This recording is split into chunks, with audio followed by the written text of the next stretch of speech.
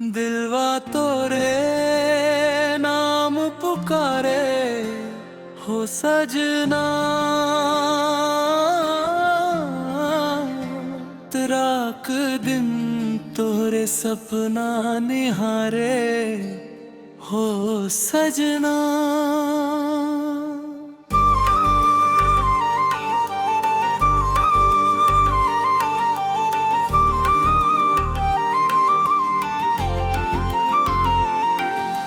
नैनवा में बसल बा प्यार तोहार, तोरे बिना सुना लागे संसार।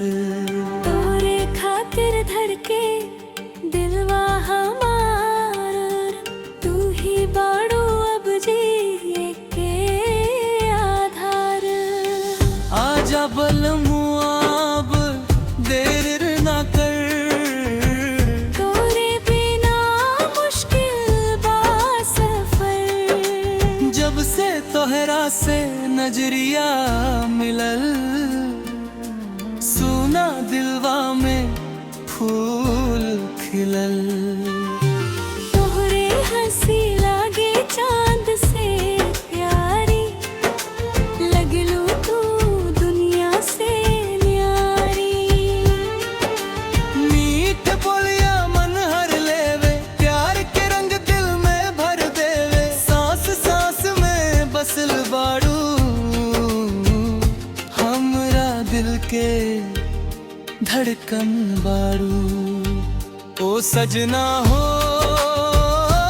बलमा हो, तोहरे बिना ना लागे मनवा हो। दिलवा तोरे प्यार में डोले, तोहार याद धीरे धीरे धीरे बोले।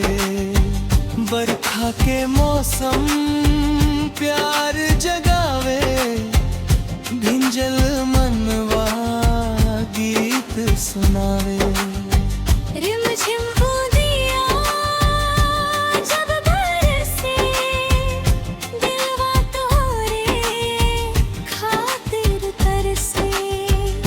चुनरी लाल हवा में उड़े, दिलवा तोरे पीछे मुड़े।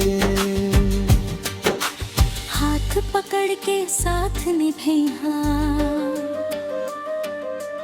कभी अकेला मत छोड़ी हाँ। चंदा भी फीका लागे तोहरा आगे, दिलवा हरदम तोहके मांगे। गोर मुखड़ा मन मोहेला, देख के दिलवा मुस्केला। सपना में रोज तू आवेलू, धीरे धीरे दिल चुरावेलू। तोहर बिना चैन ना आवे, दिलवा बस तोके बुलावे। ओ सजना हो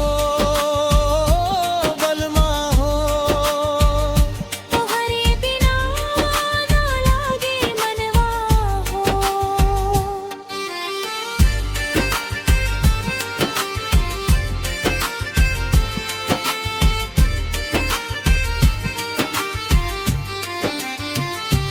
दिलवा तोरे प्यार में डोले, तोहार याद धीरे धीरे बोले।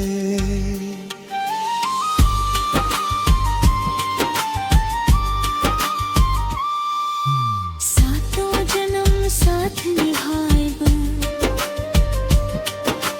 प्यार के दीप हमेशा जलाएब।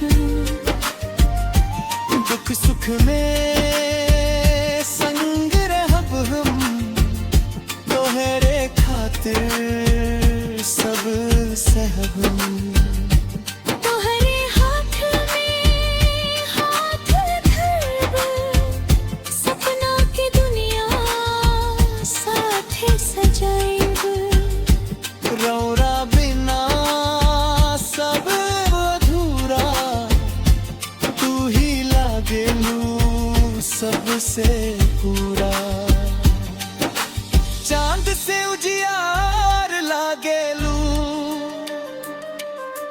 फूल से कोमल लागेलू।